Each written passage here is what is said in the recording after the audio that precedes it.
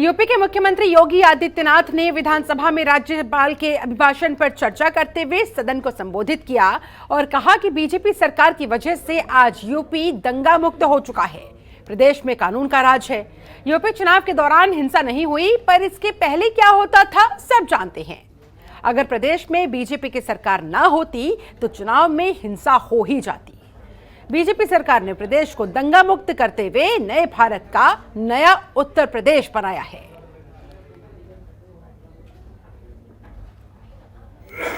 और ऐसा लगता था कि एक होता है कि व्यक्ति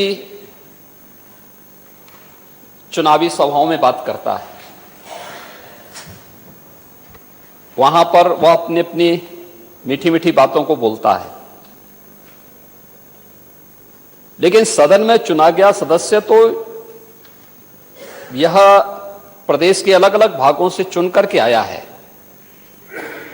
जमीनी धरातल की बात उनके सामने अगर होती तो बहुत अच्छा होता।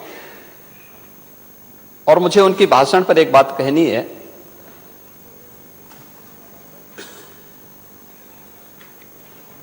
कि नजर नहीं है, नजारों की बात करते हैं, जमी पे चांद सितारों की बात करते हैं।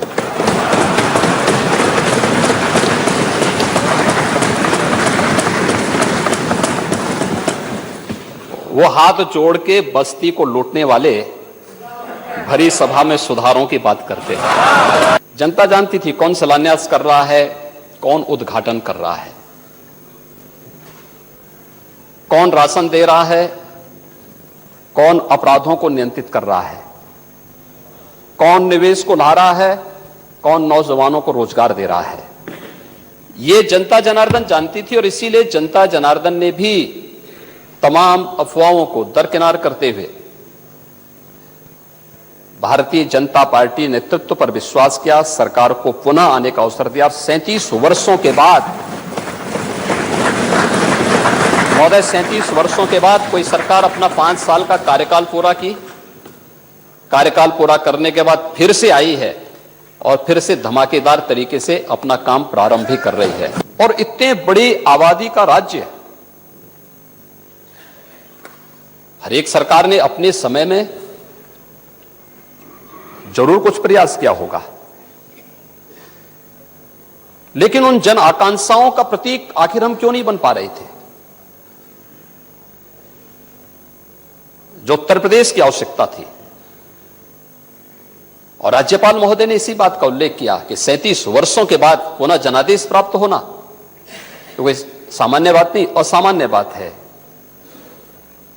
हम जीते तो अच्छा है और बीजेपी जीत जाए तो साहब ईवीएम में गड़बड़ी कर दी गई। 54,000 पुलिस की भर्ती को संपन्न करने के साथ ही उस प्रक्रिया को आगे बढ़ाया गया। और महोदय, मुझे बताते हुए प्रसन्नता है कि 54 पीएससी की कंपनियों को फिर से बहाल करने का काम भी हम लोगों ने किया है और परिणाम सबके सामने है। उत्तर प्रदेश दंगा मुक्त उत्तर प्रदेश के लक्ष्य को हम लोगों ने फिर से प्राप्त कर लिया है। 3 महिला बटालियन भी पीएससी की गठित की गई। तीनों के गठन हम लोग कर चुके हैं। उनकी अवस्थापना सुविधाओं का निर्माण का कार्य युद्ध स्तर पर आगे बढ़ रहा है। यह पहली बार हो रहा है जब मातृशक्ति को सम्मान दिया जा रहा है। और यही नहीं, जो पुलिस बल की हमने भर्ती की, इसमें 20% बेटियों को भी हम लोगों ने भर्ती करने का काम किया है।